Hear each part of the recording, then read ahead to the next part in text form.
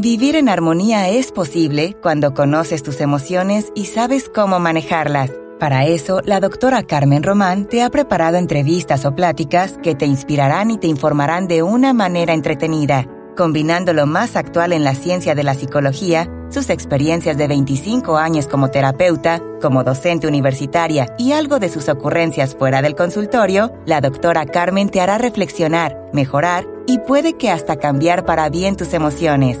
Comenzamos.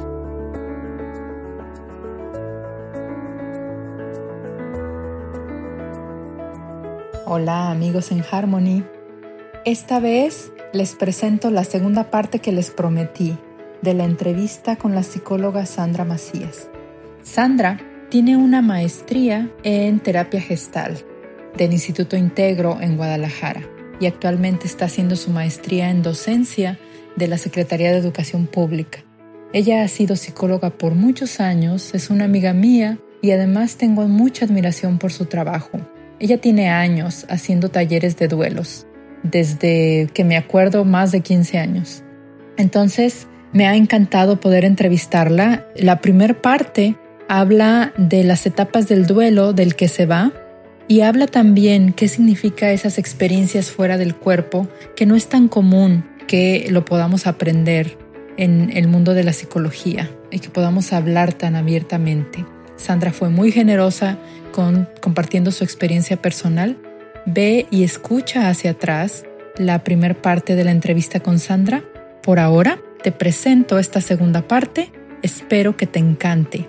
Y, por supuesto, manda un correo, manda un texto, manda algo y dime qué te gustó, qué te movió, en qué te ayudó, qué más podemos hacer para ayudarte a crecer.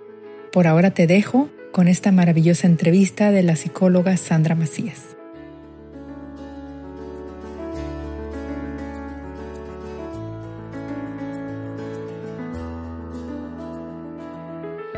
Regresemos a las etapas ahora del que se queda, Sandra. Ok, el que se queda vive 5 etapas. Hay una autora, se llama Elizabeth Kubler-Ross. Ella fue de las pioneras en la tanatología. Es una, pues ahora sí que acompañante del proceso del que se queda. De hecho, tiene infinidad de libros. Cualquier libro de ella es buenísimo.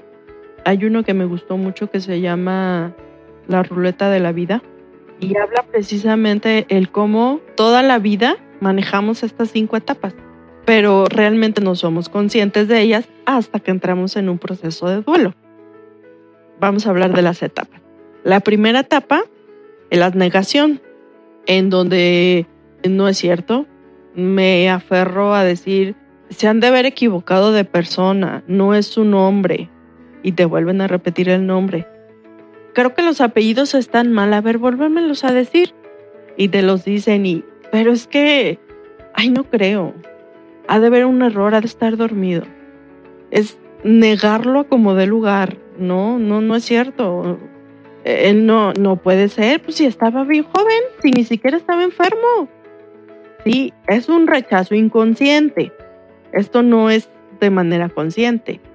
Si fuera consciente sería el no quiero y hacer el berrinche, como un niño, sí, pero es inconsciente decir, no, yo creo que te equivocaste, yo creo que está mal escrito el nombre, yo creo que están hablando de otra persona. Esa es la primera etapa. La primera y la última van en ese orden, las otras no, las otras se pueden brincar de una a otra. Ahorita checaremos cuáles son las otras. La segunda etapa es la ira. Puede vivirse como segunda etapa, puede vivirse como tercera etapa o puede vivirse como cuarta etapa. Se clasifican así porque es lo que la mayoría vive en esa, digamos, en esa línea. Entonces, la etapa de la ira es donde me molesta el por qué te moriste, que no le dieron medicamentos. Por ejemplo, hoy en nuestra hermosa ciudad de Guadalajara vivimos una experiencia de un jovencito. Como tú sabes, mi casa está muy cercana a la prepa 12 y le quitaron el celular y le quitaron la vida.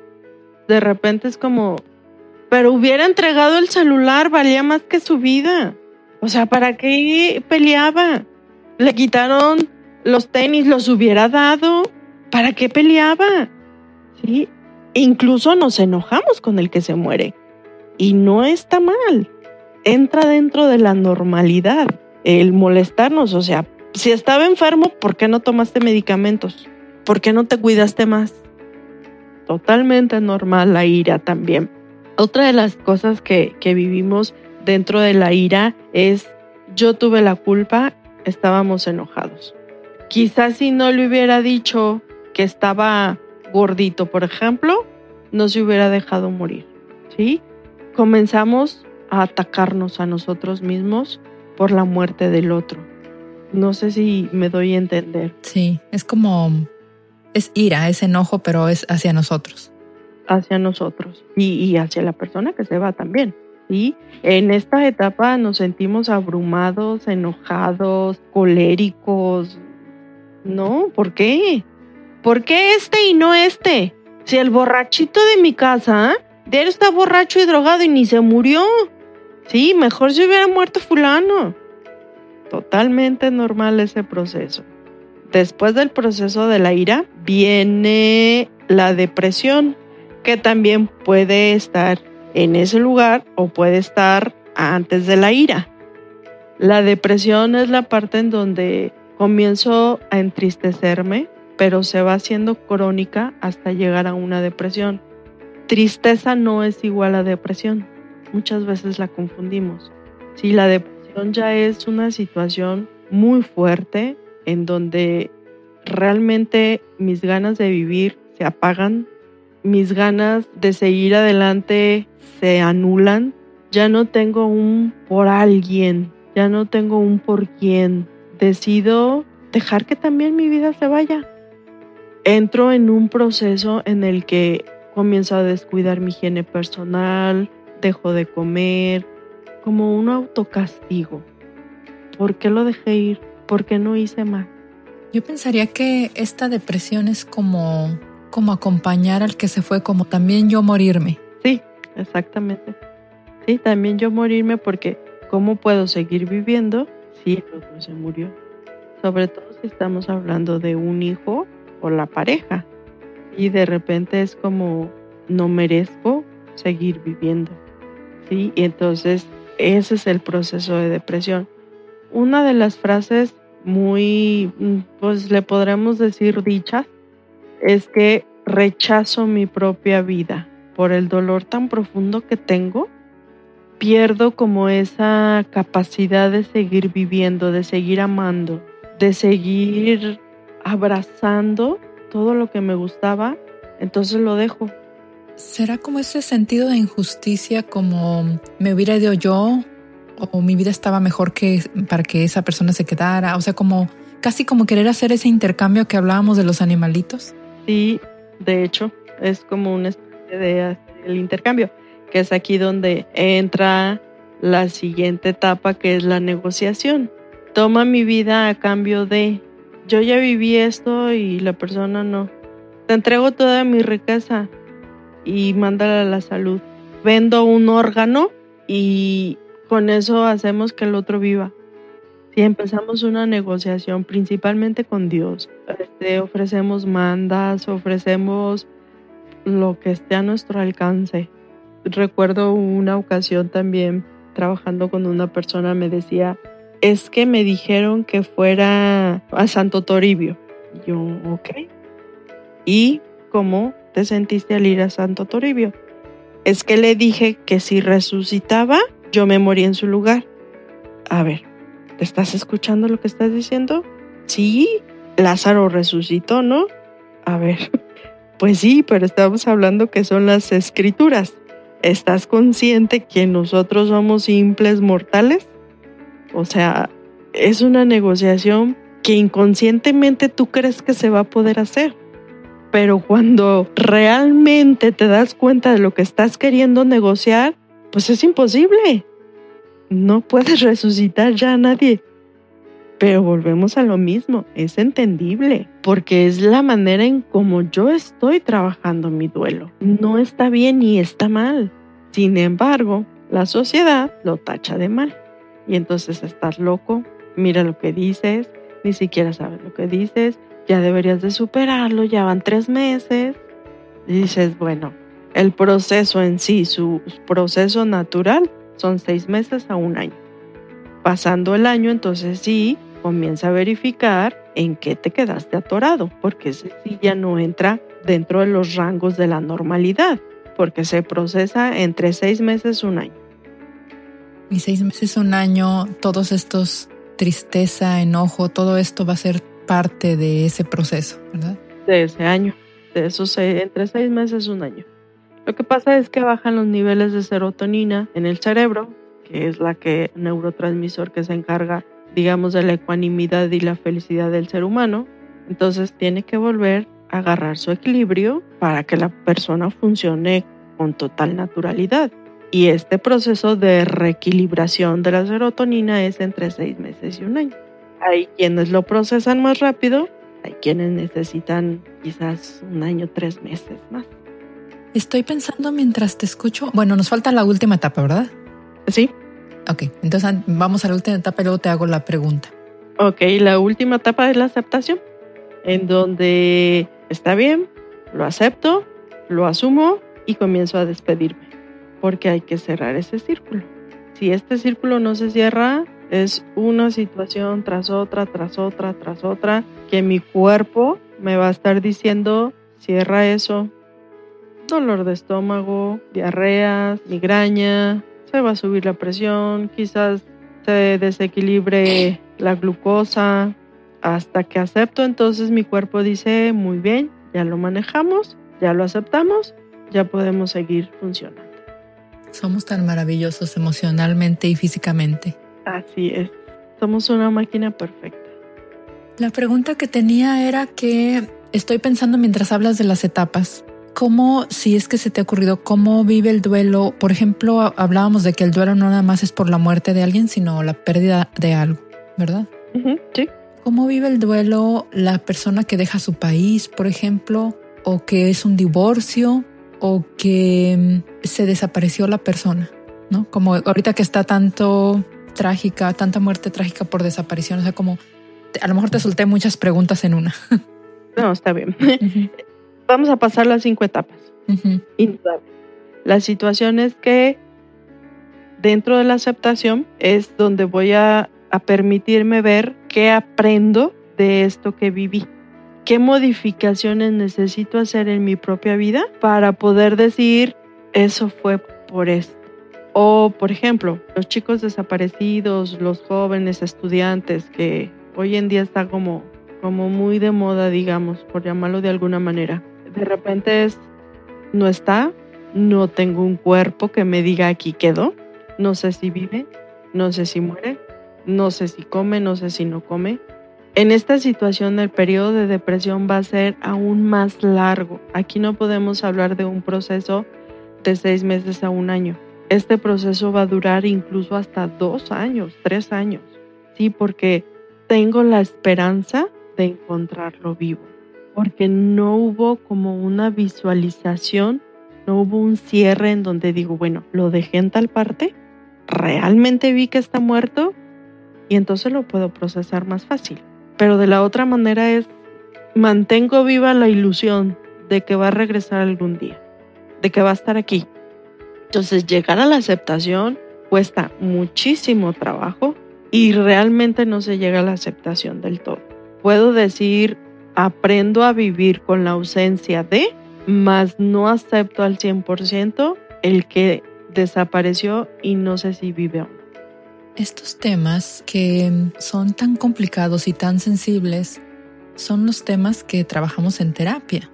Porque lo que escucho comúnmente, o todavía lo escucho desafortunadamente, es que yo no estoy loco, yo no voy a ir a un psicólogo, aunque estén sufriendo un duelo profundo y aunque estén estancados en alguna de las etapas. Entonces, acá en California o acá en Estados Unidos hay un programa del condado donde si hay un accidente o algo, una pérdida por muerte violenta o algo así, el condado paga 40 sesiones, que más o menos es 1 año de terapia. Cuando la gente no tiene su propio seguro, su seguro pagaría de otra manera, ¿no? Pero si no tienen el seguro, el condado lo paga. Y he tenido la bellísima oportunidad de trabajar por 40 sesiones con alguien que ha perdido su matrimonio porque ha sido un acto de violencia doméstica o un hijo o algo. Y es hermoso cómo van como floreciendo de nuevo. Así es. Exactamente esa sería la palabra. Floreciendo de nuevo, dando frutos otra vez. Dando frutos, tomando alguien que ha perdido su hijo, por ejemplo, su hija, es como tomando la decisión, porque es una decisión en algún momento cuando ya están listos, no es una decisión forzada, sino tomando la decisión de dar vida a alguien más o a algo más. Así es. Efectivo. O darse vida a sí mismos. O darse vida a sí mismos, que bien, que es necesario. Sí, volver a retomar tu proceso de vida. Y aquí lo importante es que aprendes con esto. Nunca he vivido y espero nunca jamás vivirlo, el estar con la incertidumbre de vive o muere. Yo pienso que llegar a esa aceptación y darme cuenta que aprendo de ser, no sé, como un baldazo de agua fría. Intenso. Sí, o sea, pero me imagino que cuando se llega a esta aceptación es como quitarme un peso de encima y decir, pues sí, yo sigo aquí. Y lo que humanamente me toca ya lo hice. Lo que sigue es de Dios. Sí. Ha sido una delicia esta plática, una delicia. Es maravilloso estar platicando contigo. Ya extrañaba después de tantos años volver a platicar. Sí, yo también. Así es. Fíjate que he decidido que lo voy a dividir en dos. Vamos a dividirlo en la primera etapa donde estamos hablando del duelo y las experiencias cercanas a la muerte, el duelo del que se va, y luego lo pondremos en la segunda parte, el duelo del que se queda. Sí, de hecho sí, son dos etapas, dos procesos diferentes. Son dos procesos diferentes y tenemos suficiente material para ponerlo dos. Entonces, si tú como escucha del podcast estás escuchando esto, seguramente es la segunda etapa y ya está publicado un primer episodio con Sandra Macías antes. Entonces, vamos a hacer en las últimas preguntas, ¿te parece? ¿Hay algo más que quieres decir del duelo antes de que pasemos a la ronda de preguntas de la silla caliente? Sí, el duelo lo tenemos forzosamente que vivir. Si no lo vivimos, el cuerpo se va a encargar de decirte, vívelo. Y entonces va a ser doble todo, doble vivido, porque te va a llevar a vivirlo. Tus emociones van a florecer al doble. Por ejemplo, si te iba a costar $40, te va a costar $90 cada etapa, por ponerte un ejemplo. Y entonces hay que empezar a vivirlo en el momento preciso. ¿Cómo sabría una persona que no está viviendo el duelo y que su cuerpo ya lo empezó a vivir? ¿Cómo se podría dar cuenta? Continuamente tiene enfermedades somáticas. Por ejemplo, dolores de cabeza sin haber fiebre, sin haber una situación externa que me esté provocando esto. Por ejemplo, enfermarse continuamente del estómago sin haber comido algo que me haya caído mal. Comenzar a tener alergias, comenzar a tener, por ejemplo, comezón en varias partes de su cuerpo que dices, bueno, es que no tengo nada, ni ronchitas, pero tengo una comezón. Es cuando ya el cuerpo te está diciendo, oye, voy a empezar a somatizar gripas continuas porque no has llorado lo que tenías que llorar. Sí, dolores musculares increíbles que no puedes a veces ni caminar, que de repente es como, me estaré muriendo. Te hacen análisis, revisiones, un doctor, otro doctor y todos te dicen, pues es que sale todo normal. Es cuando el cuerpo me está diciendo, oye, atiende tu emoción. Sí, y todos esos síntomas o similares síntomas que estás describiendo, yo lo he observado en personas que una parte de sí misma se murió. Esa es la manera en que el cuerpo nos avisa. Y eso ya es como abrir otro tema, pero si hay una persona que se ha cambiado su vida radical y no encuentra una forma de ser nueva, vive todas estas etapas del duelo, pero su cuerpo lo presenta más que la mente. Sí, pues es que el cuerpo habla de lo que la mente no alcanza a avisarnos, porque nos lo avisa de diferentes maneras, pero no le hacemos caso. Entonces la mente utiliza el cuerpo. No hay otra forma de detener al ser humano más que a través del cuerpo, enfermándolo. Es así como te vas a sentar porque te vas a sentar y vas a vivir esto porque lo vas a vivir. Con la esperanza de que así entendamos y hagamos lo que nos toca hacer emocionalmente, ¿verdad? Así es. Wow, ha sido muy, muy interesante. Vamos a hacer esa ráfaga de preguntas y luego te pregunto acerca de cómo te pueden encontrar.